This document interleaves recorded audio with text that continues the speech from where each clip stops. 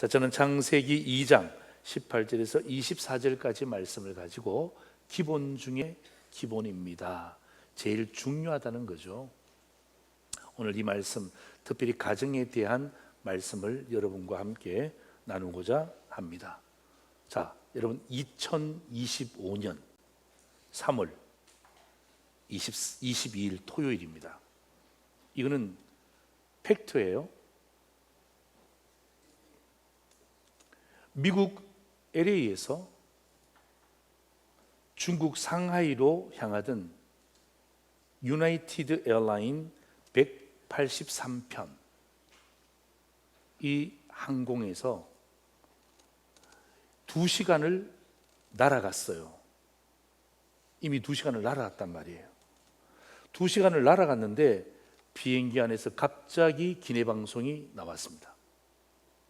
성경 여러분, 정말 죄송합니다.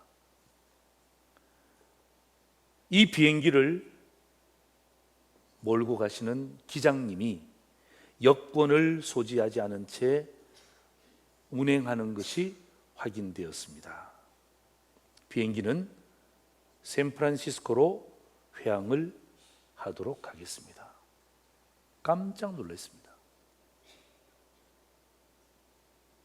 검색하면 다 나옵니다. 지금 검색하지 말고 말씀을 들어야지. 예. 깜짝 놀랐습니다. 여러분, 그 비행기에 300명이 타고 있었답니다. 6시간 뒤에 재출발을 했지만 여러분, 상하이에서 잡은 약속 어떻게 합니까? 여러분, 그 신혼여행 가시는 분들은 그 신혼여행의 모든 스케줄이 어떻게 되겠습니까? 바이어를 만나기 위해서 사업상 고객 상담을 가졌던 사람들은 어떻게 되겠습니까? 모든 게 기장 한 명의 여권 하나를 가져오지 않은 것 때문에 다 꼬여버렸습니다. 항공사도 엄청난 보상을 했다고 합니다. 여러분, 기장이든 승객이든 해외를 가려면 여권을 가지고 가는 것이 기본입니다. 여러분, 그래서 여러분 가족 중에 누구 한 사람이 꼭 여권 챙기잖아요. 뭘 하다가도 엄마 여권 챙겼어? 아빠 여권 챙겼어? 얘들아 여권 챙겼니? 계속해서 묻는 게, 뭐 짐 잘 챙겼는 것도 묻지만은 제일 중요한 게 뭐예요? 짐은 가서 사면 됩니다. 그런데 여권이 없으면 비행기를 탈 수가 없잖아요. 가장 중요한 게 뭐죠? 그게 여권이란 말이에요. 그래서 항상 체크한단 말이죠. 여러분, 여권이 없으면 갈 수도 없거니와 가서도 안 되는 거예요. 이 기본 중에 기본이 여권이란 말이에요. 그래서 제가 이제 이 말씀을 준비하면서 저는 법을 전공하지를 않았습니다. 저는 경영학을 전공을 했는데요. 이런 어떤 그 가정에 대한 달이잖아요. 그래서 제가 혹시 이런 법들이 있을까? 우리는 맨날 요즘에 그 뭐 정치적인 그 어떤 이슈 때문에 뭐 항상 그 헌법 이런 것만 듣잖아요. 그런데 혹시 이 가정에 대한 법이 있나 싶어서 제가 쳐보니까 있어요. 우리나라 좋은 나라예요. 나 깜짝 놀랐어요. 나 태어나서 처음 내가 이 법을 내가 봤어요. 그게 뭐냐면 건강가정기본법이라는 게 있어요. 건강가정기본법 제1조 목적이 이렇습니다.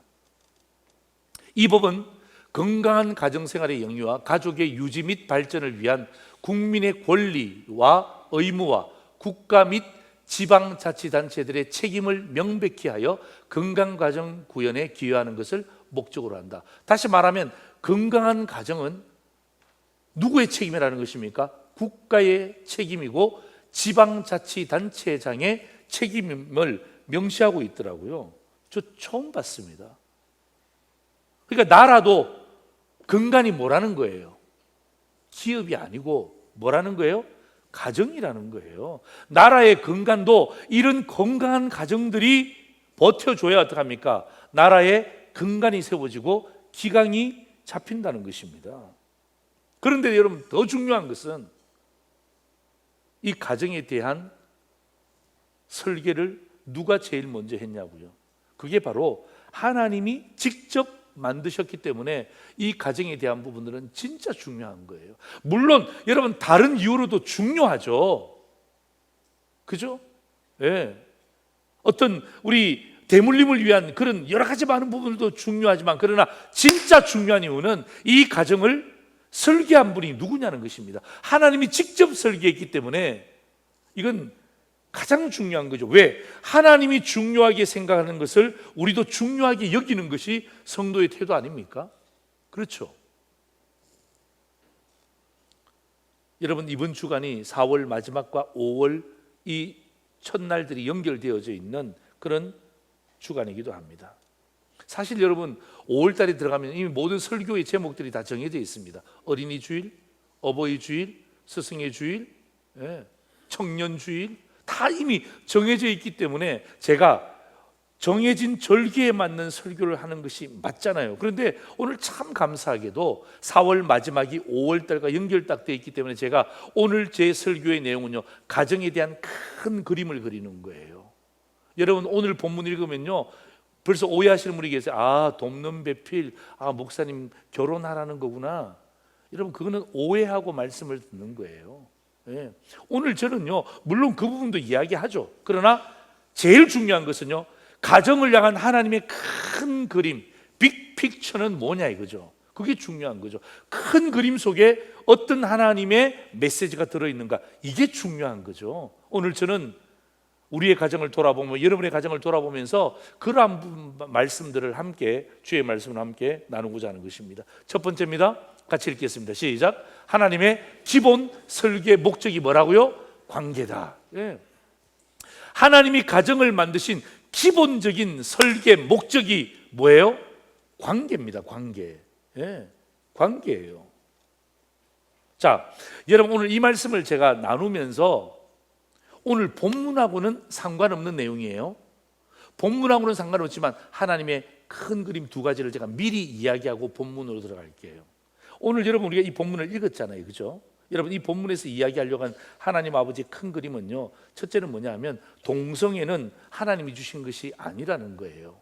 두 번째는 뭐냐 하면 일부 다처제도 하나님이 주신 것이 아니다. 요즘 반대로 일처 다부제도 마찬가지예요. 하나님이 주신 것이 아니라는 거예요. 만약에 여러분 동성애가 하나님이 기뻐하신다면, 이게 복이라면 하나님이 남자에게 남자를 만들고요 여자에게 여자를 만들어 주셨을 것입니다. 일부 다처제도 마찬가지예요. 일처 다부제도 마찬가지예요. 만약에 여러분 일부 다처제 하나님이 한 남자에게 5 여자가 좋았더라면 여러분 2부만 줬겠습니까? 3부도 주고 4부도 주고 5부도 줬겠지. 그런데 2부밖에 주지 않았어요. 왜요? 여러분 한 남자와 한 여자가 만나서 사랑하고 행복해야 좋은 줄 아셨기 때문에 아담에게는 한 여자만 지어주신 거예요. 여러분 굉장히 중요한 말씀 하나 있는데, 말라기, 구약의 끝이죠. 말라기 2장 15절 보십시오. 그에게는 영이 충만하였으나 오직 하나를 만들지 아니하셨느냐? 어찌하여 하나만 만드셨느냐? 왜 하와만 만드셨느냐? 그 말이에요. 이는 경건한 자손을 얻고자 하심이라. 그죠? 경건한 자손을 이렇게 얻는 거예요. 한 남자와 한 여자를 통해서 경건한 자손을 얻는 거예요. 그 다음이 중요합니다. 그러므로 내 심령을 삼가 지켜 어려서 맞이한 아내에게 거짓을 행하지 말라. 다시요. 그러므로 내 심령을 삼가 지켜 어려서 맞이한 남편에게 거짓을 행하지 말지니라. 아멘. 여러분 보세요. 경건한 자손을 얻는 것뿐만 아니라 뭐랍니까? 내 심령을 삼가 지키라는 것입니다. 여러분 어려서 맞이한 아내, 어려서 만난 남편, 여러분 어떻게 하면 우리가 가정생활을 잘 영위할 수 있습니까? 얼마나 많은 유혹들이 있습니까? 그럴 때 뭐라고 이야기합니까? 내 심령을 삼가 지키라는 것입니다. 아유 목사님, 예쁜 여자가 지나가면 눈이 자동적으로 돌아갑니다. 성경에 뭐라고 이야기합니까?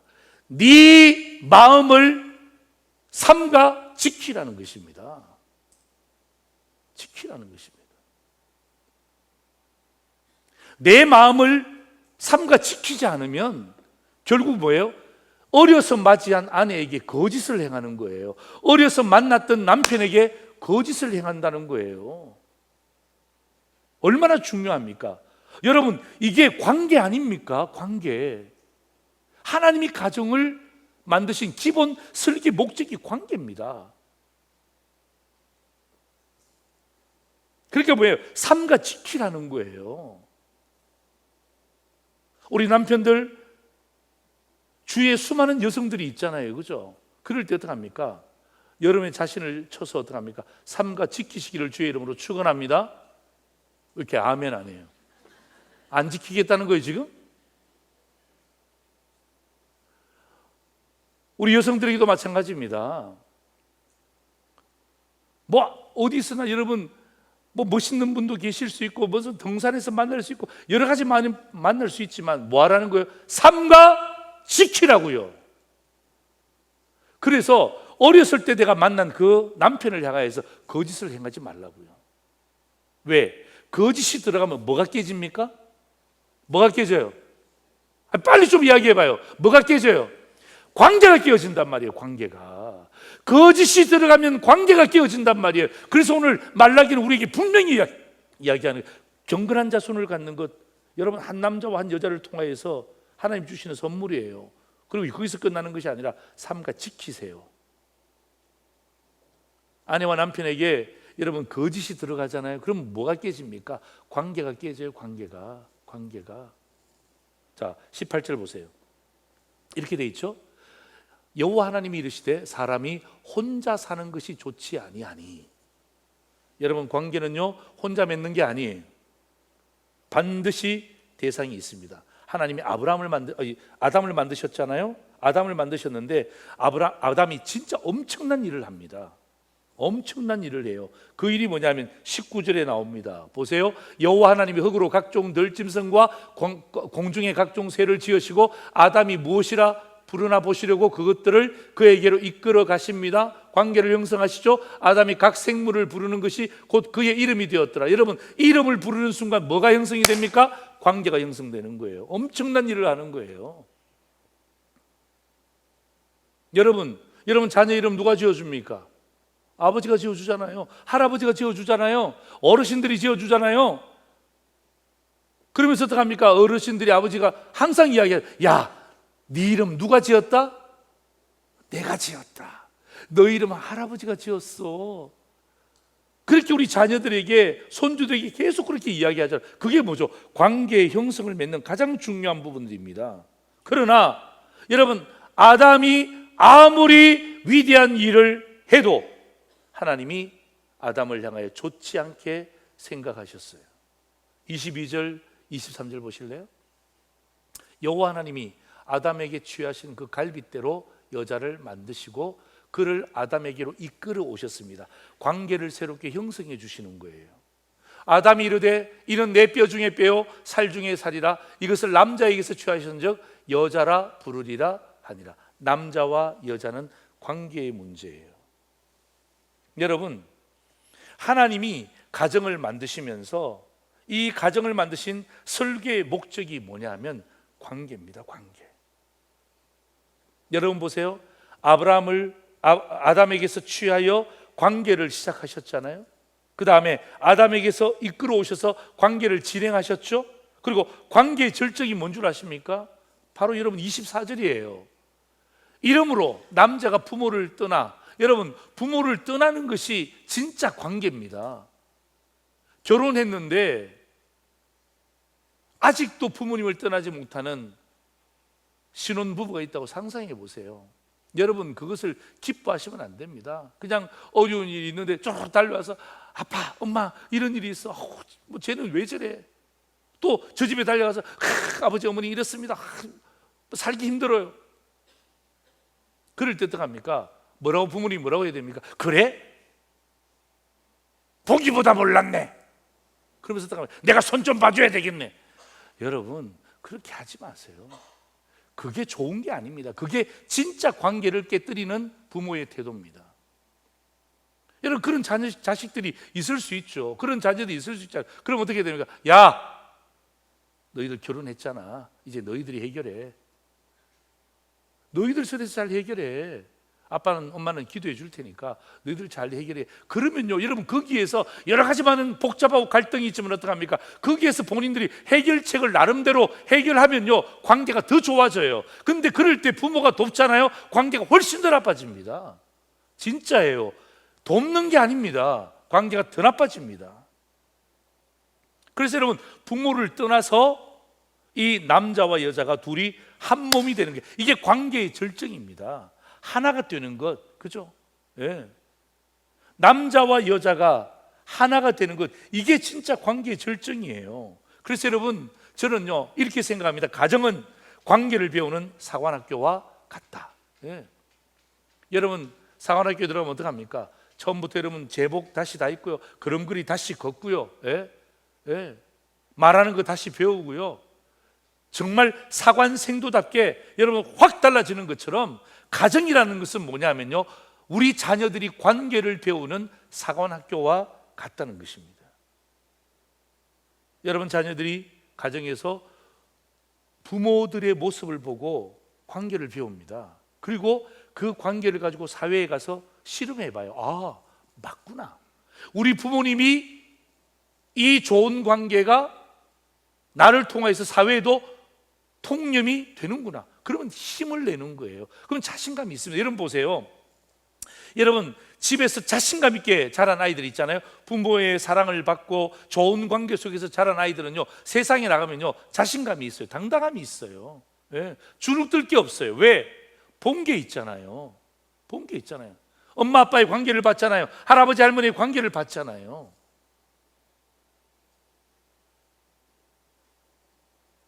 여러분, 여기 우리 할아버지 할머니들도 많이 계시지만 여러분의 손주가 귀여워서 키워주시는 것은 괜찮습니다만은, 그러나 잠시 키워주셔야지 끼고 돌면 안 됩니다.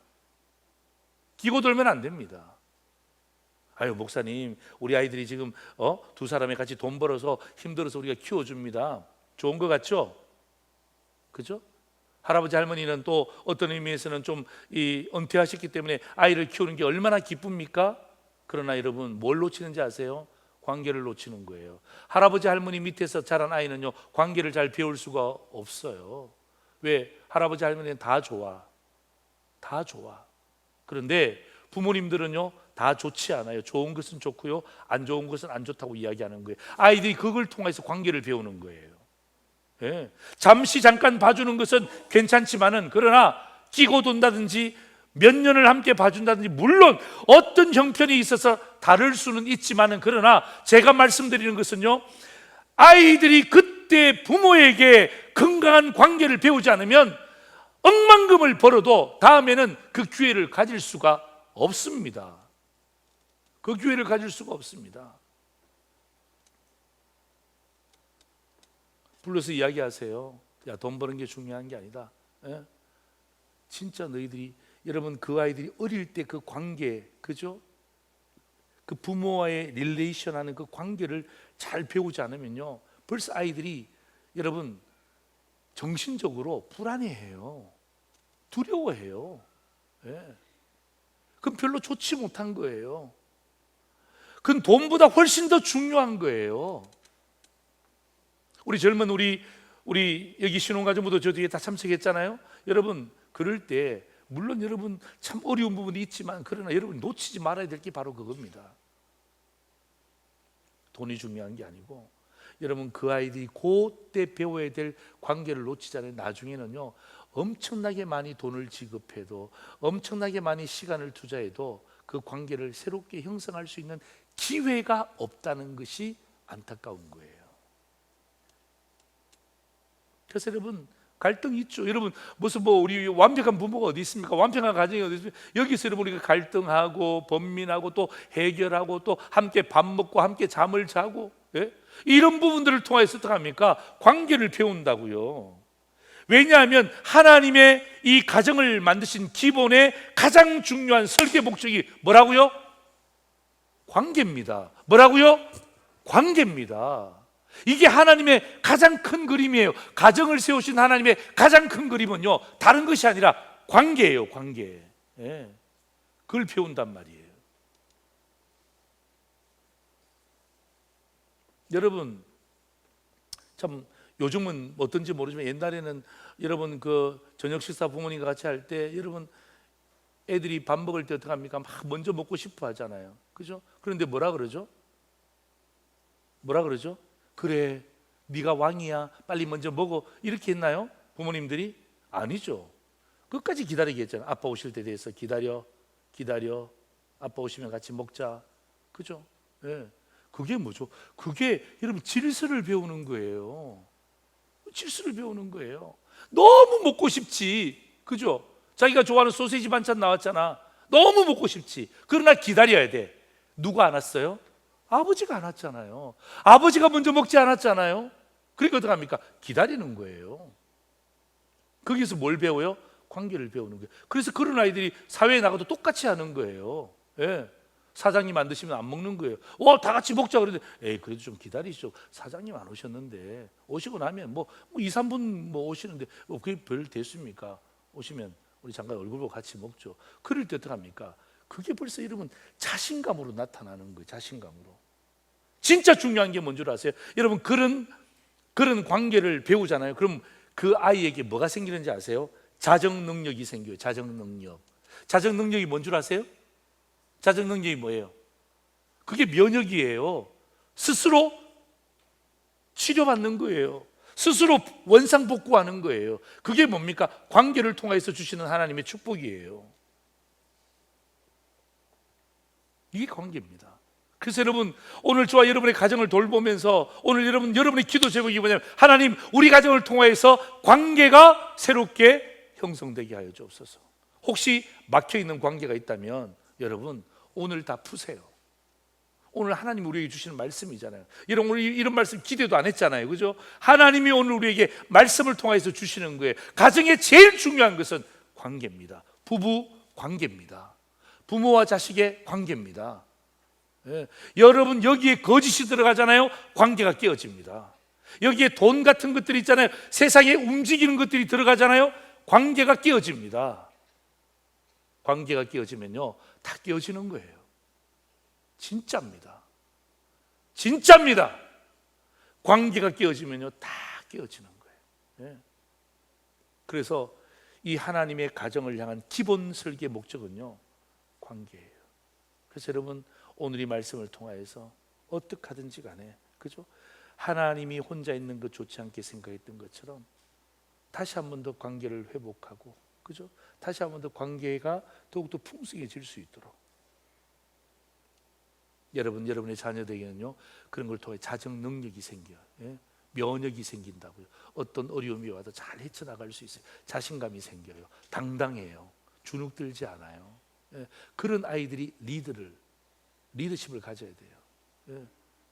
그런 건강한 가정에서 여러분 대통령이 나와야 여러분 나라의 근간을 바로 세울 수 있는 거예요. 두 번째입니다. 같이 읽을까요? 시작. 하나님의 기본 핵심 목적이 뭐예요? 돕는 배필이에요. 좀 전에는 하나님의 기본 설계 목적은 큰 그림은 관계고 그 큰 그림 속에 들어가 보면 핵심 목적이 있는데 그게 뭐라는 것입니까? 그게 돕는 배필이라는 것입니다. 18절 다시 한번 더 보실까요? 여호와 하나님이 이르시되 사람이 혼자 사는 것이 좋지 아니하니 그 다음 뭐라고 되어 있어요? 내가 그를 위하여 돕는 배필을 지으리라 하시니라. 여러분 이 돕는 배필이라는 단어 속에 뭐가 포함되어 있을까요? 부족함이 들어가 있는 거예요. 그래서 돕는 거예요. 모자람이 들어가 있는 거예요. 그래서 돕는 거예요. 오늘 여러분 돕는 배필을 부부끼리만 보지 말고 부모와 자식 간에도 돕는 배필이 될 수 있는 거예요. 왜? 여러분 부모가 부족할 때가 있잖아요. 자식이 부족할 때가 있잖아요. 그럼 어떡합니까? 내버려둬요? 돕는 배필이 파트너십을 이루어야죠. 돕는 파트너십을 이루어야죠. 여러분 신기한 것은요 돕는 배필이라는 이 히브리어 단어가 에제르라는 단어예요. 에제르. 예? 돕는 배필이라는 단어가 에제르라는 단어인데 여러분 이 단어는요 여성 명사가 아니라 남성 명사야. 내가 너무 이해가 안 돼. 아담을 위하여 내가 돕는 배필을 만들리라. 그러면 그 명사가 어떤 명사가 되어야 돼요? 아담이 남자잖아요. 그러면 돕는 배필은 여자가 돕잖아요. 그러면 이 돕는 배필 에제르는 이 여성 명사가 되어야 나는 맞다고 생각해요. 그런데 이 히브리어 단어를 보시면 구약에 썼던 에제르를 보면 이 모든 에제르는요 100% 다 남성 명사로 쓰였어요.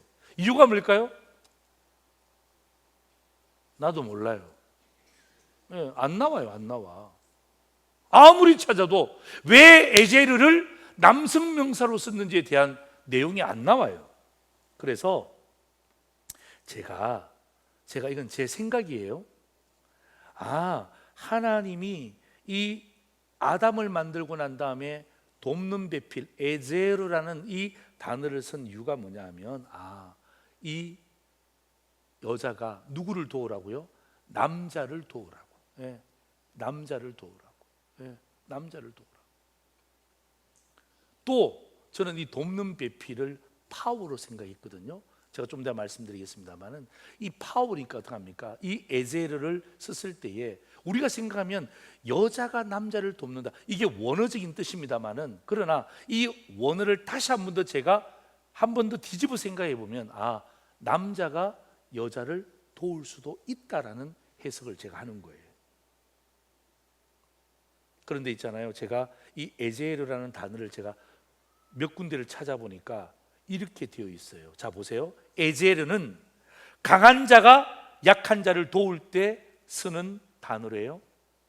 에제르는 하나님께서 상처난 영혼을 치유하실 때 쓰는 단어가 에제르입니다. 넘어진 자를 일으켜 세우실 때 에제르라는 단어를 썼답니다. 힘없는 자에게 용기를 주실 때 에제르라는 단어를 썼다는 것입니다. 하나님이 인간을 돕는 전능한 손길을 얘기할 때 에제르라는 단어를 썼대요. 제가 여기서 깨달았습니다. 돕는 배필이라는 것은 여자가 전적으로 돕는 것이 아니라 강한 자가 약한 자를 돕는 것이고, 넘어진 자를 돕는 것이 돕는 것이고, 세우는 것이 돕는 것이고, 힘든 자에게 용기를 주는 것이 돕는 배필이고. 그런데 제가 제일 마지막에 읽었던 그 구절이 있잖아요. 하나님이 인간을 돕는 전능한 손길을 얘기할 때 에제르라는 단어를 썼을 때 제가 이렇게 결론 내릴게요. 내가 누군가를 도울 수 있다면, 그게 아내가 되든 남편이 되든, 그죠? 내가 누군가를 도울 수 있다면, 여러분 손 한번 내보세요. 손 한번 내보세요. 저를 한번 따라서 한번 해보실래요? 내 손은, 크게 해요. 내 손은 전능하신 하나님의 손을 대신하고 있다. 시작. 내 손은 전능하신 하나님의 손을 대신하고 있다. 와, 돕는 배필이 그냥 옆에서 스포트하는 정도가 아니라, 내가 내 남편을 돕는다, 내가 내 아내를 돕는다 그럴 때 어떡합니까? 내가 전능하신 하나님의 손을 대신하여 돕고 있다라고 생각해도 무방하다라고 오늘 성경은 우리에게 이야기하는 거예요. 여러분, 이것이 바로 돕는 배필의 의미입니다. 그래서 여러분, 오늘 이 말씀은 그냥 결혼해라 그런 말씀이 아니고, 부모와 자식 간에, 그죠? 자녀와 부모 간에, 아내와 남편 간에, 남편과 아내 간에, 또 형제와 자매 간에, 자매와 형제 간에, 여러분 에제르는요 우리 가정 가운데 충만하게 일어나야 될 가장 중요한 핵심 목적이에요. 에제르. 그 여러분이 자녀에게 손주되게 이야기하셔야 돼요. 에제르. 힘 있는 자가 약한 자를 도와야 돼. 그게 에제르입니다. 그게 돕는 배필입니다. 여러분, 그렇기 때문에 사랑하는 성도 여러분, 누가 위고 누가 아래냐, 누가 높고 누가 낮냐, 누가 많고 누가 적냐, 여러분 이런 자존심 싸움 하지 마세요.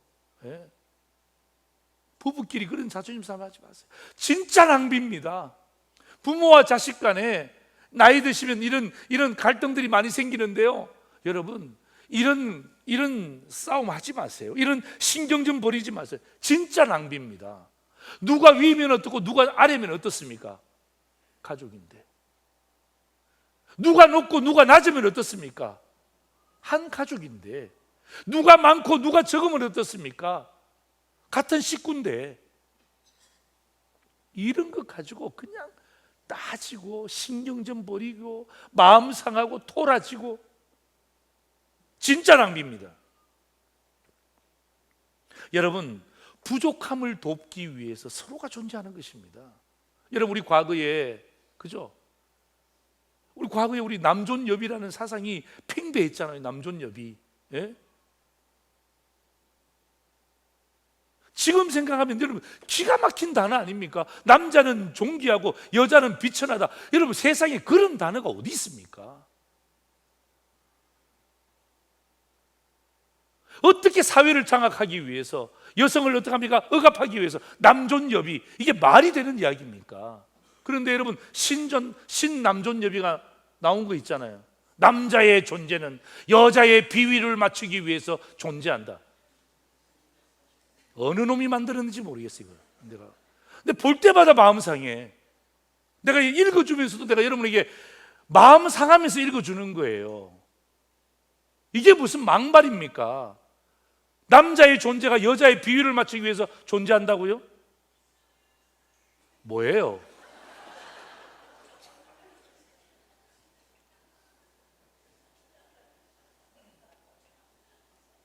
여러분, 기독교 가정은요 있을 수가 없는 거예요. 농담도 그렇게 하지 마세요. 농담도 듣는 남자들 기분 나빠요.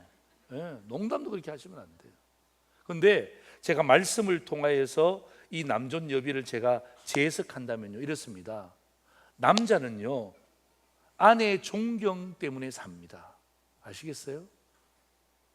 아내는 남자의 존경 때문에 살고요, 여자는요 남편의 비밀한 사랑이 있잖아요. 따뜻한 말 한마디라든지 스킨십이라든지, 여러분 이런 비밀한 사랑 때문에 사는 거예요. 그래서 여러분, 남자들은요 이 여자들이 존경해 주잖아요. 그러면 목숨까지 바치는 거예요. 남자들 아멘? 아니, 뭐야 또 이렇게. 아니, 남자들 아멘?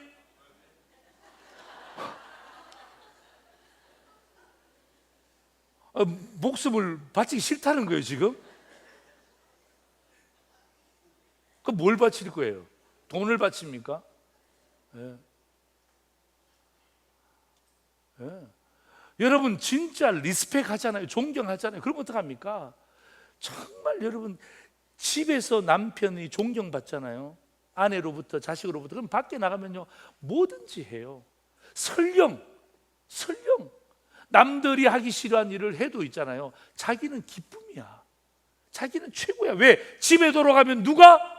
아내가 리스펙 해주잖아요. 존경해 주잖아요. 그럼 돌아가고 싶어. 맨날 삼식이니 그런 이야기하면서 기죽이지 말고. 그러면 안 돼요. 아내들도 마찬가지 아닙니까? 여러분, 남편들이 정말 사랑해주고 따뜻한 말 한마디에 스킨십해주고 밥상이 달라지잖아요. 그죠? 오늘 저녁 고기 반찬이 엄청나게 많이 나오겠네. 예. 여자들 아멘?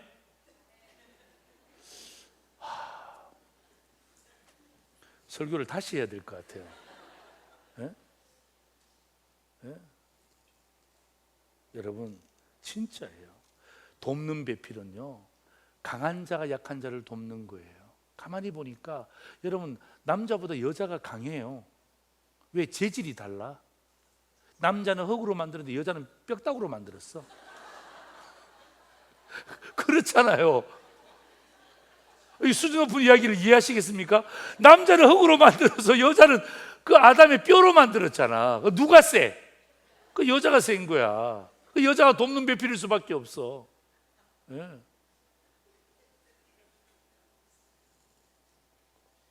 자, 여러분 우리 보통 남자들이 아내를 부를 때에, 또 혹은 남편을 부를 때 여러분 여보라고 하세요? 여보라고 하시는 분 손 들어보세요. 여보라고 하시는 분 손 들어보세요. 오케이. 당신이라고 하는 사람 손 들어보세요. 당신. 마누라. 예. 그럼 뭐라고 불러요? 이름 불러요? 안 불러요? 안 불러요? 근데 제가 이번에 책을 보고 알게 됐는데, 저는 진짜 제가 이번 주에 알았어요. 저는 여보라는 단어가 여보세요의 줄임말인 줄 알았어요. 진짜로, 진짜로. 그러니까 여보세요, 뭐 있으면 여보세요 하는데 여보할 때 돌아보니까 그냥 여보 이렇게 끝난 것 같아. 난 진짜 여보세요의 줄임말인 줄 알았어요. 근데 그게 아니고 이 그 가정사에 가시는 목사님이 글을 쓰셨는데 나 진짜 이번에 발견하는데 저도 제 아내를 이름을 불러요. 이름을 부르는데 제가 별명도 부르기도 하고 이름도 부르기도 하는데 내가 오늘부터는 좀 이렇게 좀 다르게 불러야 될 것 같아. 여러분, 여보라는 게 무슨 뜻인지 아세요? 예? 조 집사님, 여보가 무슨 뜻이에요? 뭐 모르잖아. 모르니까 못 부르지. 자, 여보라는 것은요, 한자로 여보 이렇게 됐대요. 예, 보배처럼 여기는 거예요. 보배와 같다는 거예요. 그러니까 여보라는 말은 무슨 말이에요? 당신은 내 보배와 같다, 그 말이에요. 예. 여러분 원래 알고 계셨어요? 알고 계셨어요? 그럼 나와서 설교하지 왜 이제 가만히 있어? 예. 나는 이거 처음 알았어. 여보가 보배와 같다는 거예요. 와! 근데 저는 여보라는 말을 안 썼어요. 왜? 이 경상도 남자는 여보라는 말 잘 여보, 이거 어떻게 그 말을 합니까? 여보, 이게 잘 안 돼. 저는 평생에 잘 안 돼. 근데 오늘 이 뜻을 알고 난 다음에 와, 보배와 같다는 거야. 제가 요즘 혼자 살고 있잖아요. 그러니까 아내가 어제 왔어요. 와, 그러니까 이게 진짜 보배야, 보배. 너무 좋아. 너무 감사해. 예. 외로운 참새에서 이제는 바뀌었어. 이 보배 같은 존재. 여보라는 단어가 보배와 같다는 단어예요. 얼마나 감사해요. 당신 보세요. 당신도 한자로는요 뭐예요? 내 몸과 같대요. 내 몸과 같대. 예. 당신, 내 몸과 당신 그럴 때 어떻게 합니까? 내 몸과 같은 존재라는 거예요. 그러니까 이게 마누라는요, 옛날에 제가 뭐 농담 삼아 들었는데 마누라의 뜻이 마누라. 경상도 말로 쓸데없는 말 하지 말고 마누라. 이게 줄어져서 마누라라는 이야기를 듣는데 그게 아니고 이 목사님은 이렇게 했어요. 마누라는 뭐예요? 마주보고 누워라는 거예요. 마주보고. 다시 말하면 등 돌리고 눕지 말라는 거예요. 예. 각방 쓰지 말라는 거예요. 각방 쓰시는 분들 오늘 엄청 많이 찔릴 거야. 이거 어떻게 하면 좋아? 이 방의 벽을 뚫으세요. 하여튼 어떻게, 여러분, 마누라의 뜻이 마주보고 누워서 어떻게 합니까? 필요한 것을 채워주라, 그 말이래요. 와, 내가 하나는 안 했어. 뭐죠? 여편네. 근데 여편네는 그러니까 마누라는 중년 부인을 일으키는 말이고요.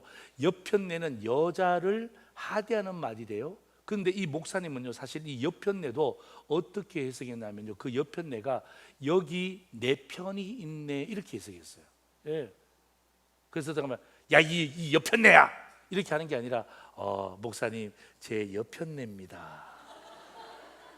예, 예, 예. 그렇게 표현하라는 거예요. 예. 그러니까 우리가 열받으면 에이 여편네, 예? 지 맘대로 하고 있어 이렇게 하는데 그게 아니라 목사님 내 여편네, 여기 내 편이 있다는 거예요. 내 편이. 얼마나 감사합니까? 한번 따라해 보세요. 여보, 당신, 마누라.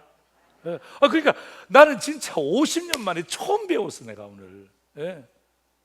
또 나이 계산하지 말고 목사님이 50살인가 하지 말고. 예? 내가 처음 배웠어. 와, 너무 좋아요. 여보라는 것은 보배와 같구나. 당신이라면 내 몸과 같구나. 마누라는 마주보고 누워서 필요한 것을 채워주라. 이게 여러분 하나님의 기본 목적이래요. 여러분 마지막 성경 구절 한번 보시죠. 진짜 중요한 거예요. 전도서 9장 9절입니다. 우리 같이 한번 읽습니다. 시작.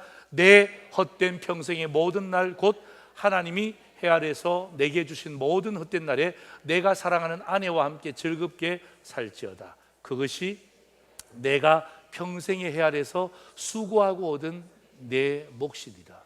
아멘. 보세요. 하나님이 해 아래서 내게 주신 모든 헛된 날에, 이 헛된 날은 가치 없다는 것이 아니라 에너지가 낭비된다는 것을 이야기하는 거예요. 내게 주신 모든 헛된 날에 네가 사랑하는 아내와 함께 즐겁게 살지어다. 왜? 그것이 네가 평생의 해 아래서 수고하고 얻은 누구의 몫이라고요? 너의 몫이다. 예.